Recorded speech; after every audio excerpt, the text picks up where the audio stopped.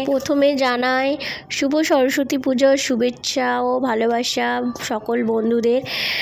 আজকে আমি অনেকটা ভোরবেলা উঠেছি, 4:30 সময় উঠে আমার সমস্ত কাজ সারা হয়ে গেছে। আমি এখন পুজো করতে বসেছি। তা দেখো পুজো কমপ্লিট হয়ে গেছে। দেখো গণপতি পাপ্পা দুলপো ভালোবাসে, তা দুলপোর মালা দিয়েছি পরিয়ে। আর দেখো টাইমটা বন্ধুরা কটা বাজে, আমার সমস্ত কাজ হয়ে গেছে। আমার মেয়েদেরকে তুলে আমরা পুজোতে চলে গেছি। এক দিদিভাই আমাদের ইনভাইট করেছিল। দিদিভাইয়ের স্কুল আছে, টিউশন বি ক্লাসেস আছে, তো দিদিভাইয়ের স্কুলে পুজো করে দিদিভাই, যেহেতু বাঙালি না।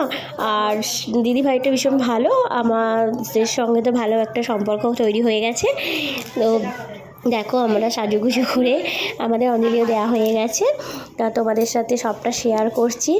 আর আমরা এখন রান্নার দিকে চলে যাব। এখানে আমরা রান্নার জোগাড় করতে বসিয়েছি। তো রান্নার জোগাড় বলতে এই টুকটাক কাটাকুটিগুলোই করা হয়েছিল সবাই মিলে। দাদাভাই তো মানে দিদিভাই যে হাজব্যান্ড, দাদাভাই সমস্ত কাজটা করেছে। রান্নাটা সমস্ত দাদাভাই করেছে, তো ভীষণ ভালো করেছিল। আর এখানে দিদিভাইয়ের স্কুল, আমার মেয়েকে দেখো মজা হচ্ছে, তো কি সুন্দর ডেকোরেশন করেছে দিদিভাইয়ের স্কুলটা। দেখো তোমাদের সাথে একটু শেয়ার করে দিই।